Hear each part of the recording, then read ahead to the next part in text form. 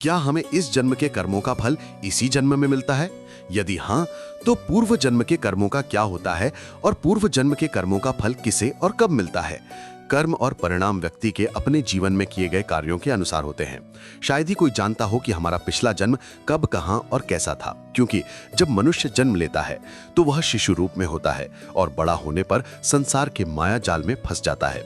उसके कर्मों का फल उसके कर्मों में परिलक्षित होता है। यदि यह जीवन के आधार के अनुसार होता है तो पुनर्जन्म क्या है और क्या हमारे कर्म जन्म से लेकर मृत्यु तक हमारा पीछा करते हैं? गीता में भगवान श्री कृष्ण ने अर्जुन को समझाया था कि लोगों को हमेशा उनके कर्मों का फल मिलता है। आपने महसूस किया होगा कि बुरे लोग हमेशा बुरे कर्म करते हैं, फिर भी वे जीवन में सुखी और समृद्ध रहते हैं, जबकि अच्छे लोग जीवन भर अच्छे कर्म करते हैं, फिर भी उन्हें केवल अपमान और दर्द मिलता है।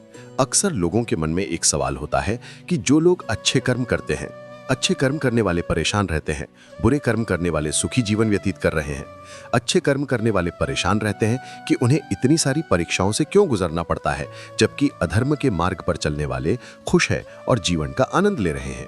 अक्सर लोग सोचते हैं कि अच्छाई के लिए अब समय नहीं है। अगर आपके मन में भी यह प्रश्न आया है तो आज आपको इसका उत्तर सुनना चाहिए। ये उत्तर वही है जो भगवत गीता में लिखा है और श्री कृष्ण ने अर्जुन को दिया था। गीता में वर्णित कथा के अनुसार जब भी अर्जुन के मन में कोई दुविधा होती थी तो वह श्री कृष्ण के पास जाते थे। एक बार की बात है, अर्जुन भगवान श्री कृष्ण के पास आए और कहा कि वे दुविधा में है और इसका उत्तर श्री कृष्ण ही है। श्री कृष्ण ने पूछा कि प्रश्न क्या है? अर्जुन ने कहा, मैं जानना चाहता हूं कि अच्छे लोगों के साथ हमेशा बुरा क्यों होता है, जबकि बुरे लोग खुश क्यों दिखते हैं। अर्जुन के मुख से ऐसी बातें सुनकर श्री कृष्ण मुस्कुराए और बोले, मनुष्य की तरह सोचो। कान्हा ने अर्जुन से कहा, हे पार्थ, मैं तुम्हें कथा सुनाता हूं। मैं जो बता रहा हूं उसे सुनने के बाद आप समझ जाएंगे कि हर जीव को उसके कर्मों के अनुसार फल मिलता है। प्रकृति सभी को अपना मार्ग चुनने का मौका देती है। अब यह मनुष्य की इच्छा पर निर्भर करता है कि उसे धर्म का मार्ग अपनाना है या अधर्म का। कथा शुरू करते हुए श्री कृष्ण ने कहा कि एक नगर में दो आदमी रहा करते थे। एक आदमी व्यापारी था जिसके जीवन में धर्म का बहुत महत्व था। वह पूजा पाठ में विश्वास रखता था, वह प्रतिदिन मंदिर जाता था और दान पुण्य भी करता था। और प्रतिदिन एक आदमी जहां भगवान की पूजा करता था, वहीं दूसरा आदमी बिल्कुल विपरीत था।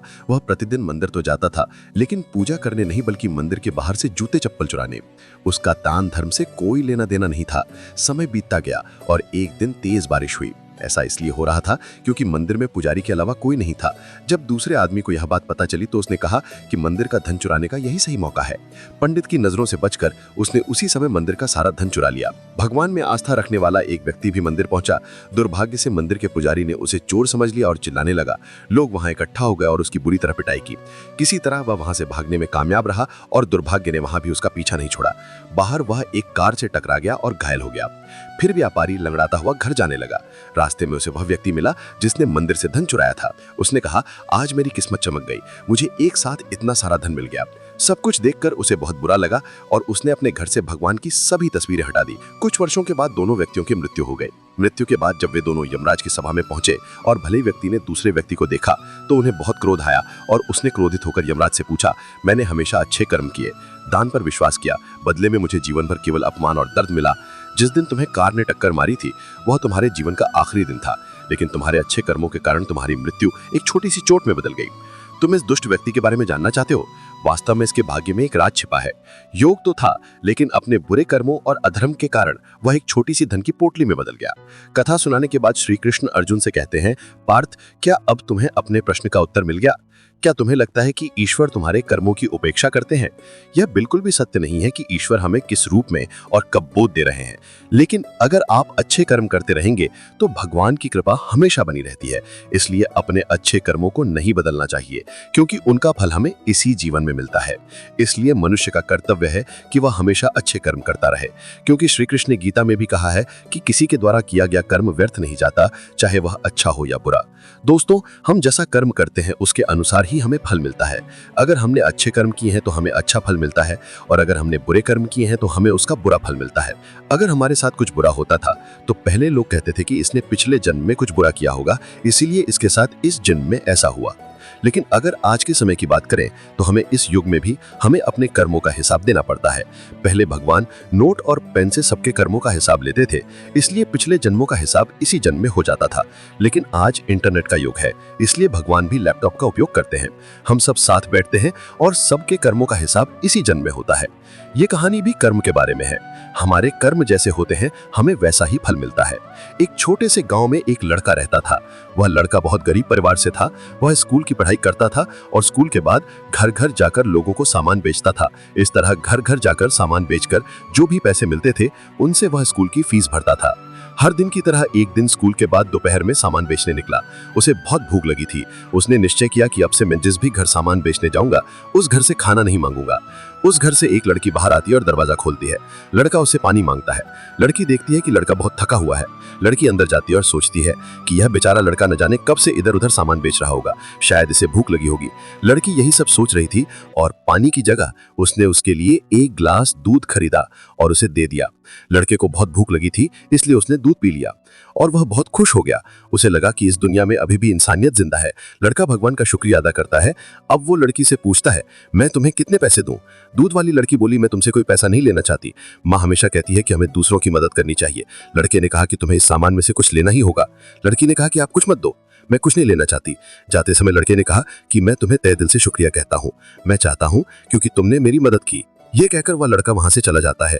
कुछ समय बाद इस लड़के ने अपनी स्कूल और कॉलेज की पढ़ाई पूरी की और वह एक अच्छा डॉक्टर बन गया। यह लड़का अब एक शहर के अच्छे अस्पताल में डॉक्टर है। इधर इस लड़की के परिवार की आर्थिक स्थिति दिन ब दिन खराब होती जा रही थी। एक मामला ऐसा आता है, जब एक लड़का एक लड़की का पता देखता है तो उसे पता चलता है कि यह वही पता है जहां मैं अपने स्कूल के दिनों में सामान बेचने जाता था। अब उस लड़की को देखकर लड़के को याद आता है कि ये वही लड़की है जिसने मुझे भूख लगने पर मदद की थी और मुझे दूध पिलाया था। लड़का उस लड़की के साथ अच्छा व्यवहार करता है और उसकी टीम भी उसके इलाज में कोई कसर नहीं छोड़ती। वह कहता है कि लड़की ठीक हो जाएगी, अब मेरी बारी है। जैसे ही वह उस लड़की के अस्पताल का बिल चुकाने के लिए तैयार हुआ, वह मन ही मन कह रही थी कि उसे नहीं पता कि बिल कितना होगा। वह बहुत चिंतित थी क्योंकि उसके परिवार की आर्थिक स्थिति इतनी अच्छी नहीं थी कि वे इलाज का बिल चुका सके। जैसे ही उस लड़की ने बिल चुकाया, उसने जैसे ही लिफाफा हाथ में लिया, उसने देखा कि उसमें उसके द्वारा करवाए गए सभी इलाज के बारे में लिखा हुआ था और साथ में एक छोटी सी पर्ची भी थी। उस पर्ची में लिखा था कि आपने कई साल पहले एक गिलास दूध के साथ इलाज का बिल चुका दिया था। तभी डॉक्टर वहां पहुंच जाता है और ये लड़की उसे पहचान लेती है और उससे कहती है कि दोस्तों, आपका बहुत बहुत धन्यवाद। अगर आप कुछ अच्छा करते हैं तो अच्छाई आपके पास लौटकर जरूर आती है। हमें अक्सर हमारे कर्मों के अनुसार ही फल मिलता है। जैसे हमारे कर्म जो भी हो, हमें हमारे कर्मों का फल मिलता है। श्रीमद् भागवत गीता में योगी राज श्री कृष्ण महाराज ने संदेश दिया है कि व्यक्ति को उसके द्वारा किए गए सभी शुभ अशुभ कर्मों का फल भोगना ही पड़ता है। व्यक्ति अपने जीवन में जैसे कर्म करता है, उसका जीवन उसी प्रकार निर्मित होता रहता है जैसा वो करता है। लेकिन ईश्वर ने मनुष्य को केवल कर्म करने की स्वतंत्रता दी है। उसके कर्मों के फल की एक व्यवस्था है। आप ईश्वर के वश में हैं। जैसा कर्म करेंगे वैसा ही फल आपको मिलेगा। ये निश्चित है क्योंकि ईश्वर न्यायकारी है। ईश्वर मनुष्य द्वारा किए गए प्रत्येक कर्म को जानता है। ईश्वर के आगे किसी की सिफारिश नहीं चलती। ईश्वर को कोई रिश्वत नहीं दे सकता। इसलिए ईश्वर को पूर्ण न्यायाधीश कहा गया है। ईश्वर की अटल न्याय व्यवस्था से न आज तक कोई बचा है और न भविष्य में बच पाएगा। इसलिए अच्छे कर्म करने वाला व्यक्ति निर्भय रहता है और बुरे कर्म करने वाला व्यक्ति हर समय भयभीत रहता है। अब प्रश्न ये है कि हमें अपने कर्मों का फल क्यों भोगना पड़ता है? क्या इसे टाला नहीं जा सकता? मित्रों, भगवत गीता के अनुसार हम अपने कर्मों के फल से बिल्कुल भी नहीं बच सकते। हम चाहे कितनी भी चालाकी कर लें, चाहे हम कितने भी होशियार क्यों ना हो, बेशक हम पूरी दुनिया की आंखों में धूल झोंकते हैं, बेशक आप इस बात को जान ही नहीं पाते होंगे, बेशक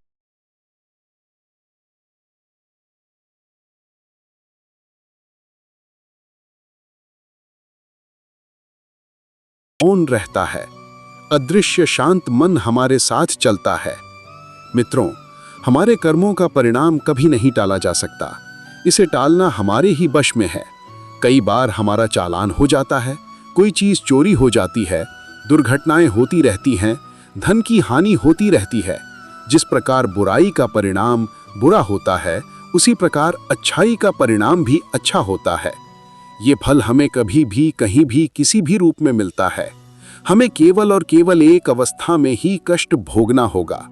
इसे टाला जा सकता है, वास्तव में ये टाला नहीं जा सकेगा, परंतु इसका कष्ट अवश्य कम किया जा सकता है, अर्थात यदि हम अपनी गलतियों को स्वीकार कर ईश्वर की शरण में जाएं, समर्पण कर दें और अच्छे कर्म करें। ऐसा करने से ही हम अपने गलत कर्मों से होने वाले कष्टों से बच सकते हैं, बशर्ते ईश्वर हमें क्षमा कर दें।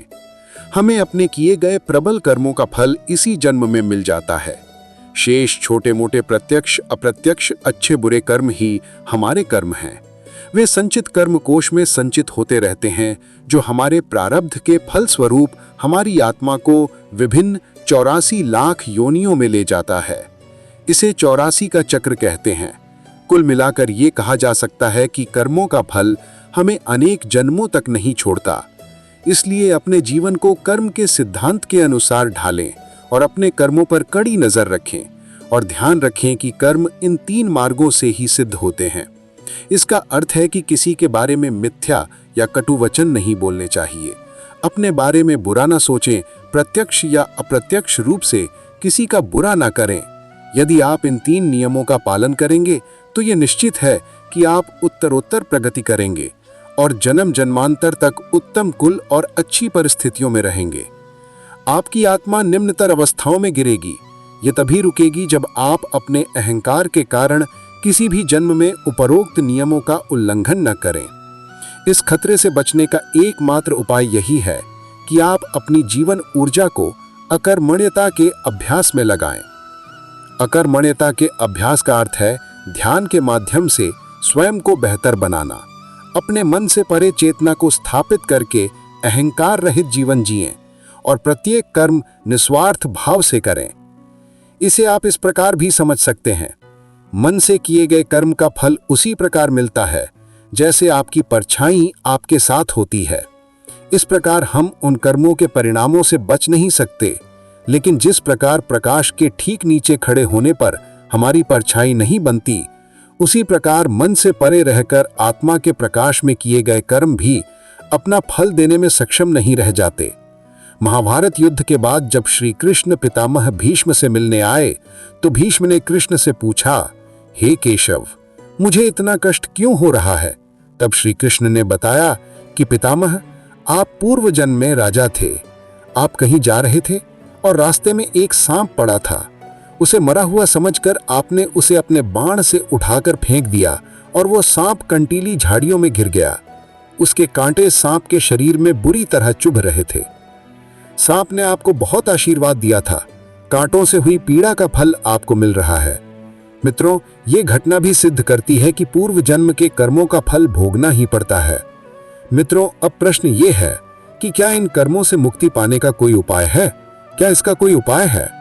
भगवान श्री कृष्ण ने गीता के 4 अध्याय में जो बताया है उसे सुनिए। श्री भगवान कहते हैं कि जो व्यक्ति कर्म तो करता है परंतु उस कर्म में अकर्म देखता है, अर्थात ये नहीं सोचता कि मैं ही उसे कर रहा हूं, वो स्वयं को माध्यम मानता है। वो फल की इच्छा नहीं करता। वो जानता है कि संपूर्ण कर्म ईश्वर द्वारा ही किए जा रहे हैं, जिसने सभी कर्मों और उनके फलों के प्रति आसक्ति को पूर्णतः त्याग दिया है और संसार के आश्रय से मुक्त है। ऐसे व्यक्ति को कर्म नहीं बांधते। जो हो चुका है और सदैव ईश्वर में संतुष्ट रहता है, उसके लिए ईश्वर भक्ति के अतिरिक्त कोई अन्य कर्म शेष नहीं रहता, अर्थात वो कर्म करते हुए भी वास्तव में कुछ नहीं करता। जिसने अपने मन और इंद्रियों पर विजय प्राप्त कर ली है और जिसने सभी भौतिक सुखों का त्याग कर दिया है, ऐसा निराशावादी व्यक्ति केवल शारीरिक कर्म करते हुए भी पाप नहीं करता। जो बिना मांगे जो कुछ भी मिल जाए उसी में संतुष्ट रहता है, जो न किसी से ईर्ष्या करता है और न किसी के प्रति द्वेष रखता है, जो सुख दुख को समान दृष्टि से देखता है, ऐसे व्यक्ति को कर्मयोगी कहते हैं। जिसकी आसक्ति पूर्णतः नष्ट हो गई है, जिसे अपने शरीर का अभिमान नहीं है और जो ममत्व से रहित हो गया है, जिसका मन निरंतर ईश्वर के ज्ञान में स्थिर रहता है, ऐसा कर्मयोगी यज्ञ की तरह अपने कर्म को करता है और मोक्ष प्राप्त करता है। जो अपना सब कुछ ईश्वर को अर्पित कर देता है, जिसके लिए ईश्वर ही सब कुछ है, जो अपने प्रत्येक कर्म में ईश्वर को देखता है और प्रत्येक कर्म ईश्वर के लिए करता है, ऐसा कर्मयोगी मोक्ष का अधिकारी है। गीता में श्री कृष्ण कहते हैं कि मनुष्य को सदैव अच्छे कर्म करने चाहिए, क्योंकि जब कर्म क्षीण होते हैं तो भाग्य भी नष्ट हो जाता है। ऐसा होता है कि जिस व्यक्ति का अपने कर्मों पर अटूट विश्वास होता है और जो व्यक्ति सदैव अपने कर्मों पर अडिग रहता है, वही जीवन में सफल होता है। श्री कृष्ण कहते हैं कि प्रत्येक व्यक्ति को बिना कुछ सोचे समझे बस कर्म पथ पर चलते रहना चाहिए। जो व्यक्ति बिना कर्म किए केवल फल की चिंता करता है, उसे जीवन में केवल असफलता ही मिलती है। श्री कृष्ण के अनुसार परिस्थितियां कितनी भी खराब क्यों ना हो, वो हमेशा एक जैसी नहीं रहती, वो बदलती अवश्य है। इसलिए व्यक्ति को बहुत धैर्य और साहस रखना चाहिए, कर्म करते रहना चाहिए। श्री कृष्ण कहते हैं कि ईश्वर कभी किसी व्यक्ति के साथ अन्याय नहीं करते, वे उसे केवल वही देते हैं जिसका वो हकदार है। ईश्वर कहते हैं कि कर्म करो लेकिन फल की इच्छा मत करो। इस संसार में कोई भी मनुष्य कभी भी लज्जित महसूस नहीं करता। एक साधारण व्यक्ति भी कर्म किए बिना नहीं रह सकता, क्योंकि संपूर्ण मानव समुदाय कर्म करने के लिए ही जन्मा है। कोई भी कर्म किए बिना नहीं रह सकता। जो मनुष्य सभी इंद्रियों को वश में करके आसक्ति रहित होकर कर्म करता है, वही श्रेष्ठ है, अर्थात वही कर्म योगी है। कर्म का मार्ग दिखाते हुए श्री कृष्ण कहते हैं कि कर्म न करने से कर्म करना श्रेष्ठ है, और कर्म न करने से मनुष्य का भौतिक निर्वाह नहीं होता। अर्थात मनुष्य को केवल अपने कर्तव्यों का पालन करना चाहिए, क्योंकि कर्म न करने से मनुष्य योनि में जन्म लेना भी व्यर्थ हो जाता है। भगवान कहते हैं अपने कर्म को यज्ञ समझकर करो। जिस प्रकार समाज और लोगों के कल्याण के लिए यज्ञ किया जाता है, उसी प्रकार अपने कर्म को यज्ञ समझकर अर्थात अपना कर्तव्य समझकर करना चाहिए। जो मनुष्य इस परंपरा का पालन करते हैं, जो प्रकृति के नियमों का पालन नहीं करता अर्थात अपने कर्तव्य का पालन नहीं करता, वो पापी मनुष्य है। जो इंद्रियों के माध्यम से सुख भोगता है और व्यर्थ जीवन जीता है, लेकिन जो मनुष्य आत्मा में रमता है, आत्मा में ही संतुष्ट रहता है और आत्मा में ही तृप्त रहता है, उसके लिए कोई कर्तव्य नहीं है। आत्मा का अर्थ है मलबा, यही सबसे बड़ा सत्य है। और जो सत्य को समझ लेता है, सत्य में प्रसन्न रहता है और सत्य में ही जीता है, उसके लिए कोई कर्तव्य नहीं है। लेकिन ऐसा व्यक्ति लाखों करोड़ों में एक होता है। इस महापुरुष को इस संसार में किसी भी कार्य को करने का न तो कोई उद्देश्य है और न किसी कार्य को न करने का कोई उद्देश्य है, और इसका सभी जीवों में भी स्वार्थ से कोई संबंध नहीं है। कहने का सीधा अर्थ यह है कि जिसने ईश्वर को प्राप्त कर लिया, वो कोई अन्य कार्य नहीं कर सकता। श्री कृष्ण ने ऐसा क्यों कहा कि यदि तुम्हारा कोई संबंध छूट गया हो या किसी संबंध से तुम निराश हो, तो वो संबंध मुझसे बना लो, मैं तुम्हें कभी नहीं छोड़ूंगा। इसलिए तुम्हें सदैव आसक्ति से मुक्त होकर अर्थात अपनी इच्छाओं का त्याग करके अपने कर्तव्य का भली प्रकार पालन करते रहना चाहिए। करते रहो, क्योंकि आसक्ति रहित होकर कर्म करने से व्यक्ति ईश्वर को प्राप्त करता है। ऐसे बहुत से लोग हैं जिन्होंने कर्म करते हुए परम सिद्धि प्राप्त की। जनक आदि ज्ञानियों ने भी आसक्ति रहित होकर कर्म करके परम सिद्धि प्राप्त की। इसलिए कर्म करना उचित है। श्रीमद् भगवत गीता में श्री कृष्ण कहते हैं कि जीवन में कुछ भी स्थायी नहीं है, इसलिए स्वयं को अधिक तनाव में ना डालें।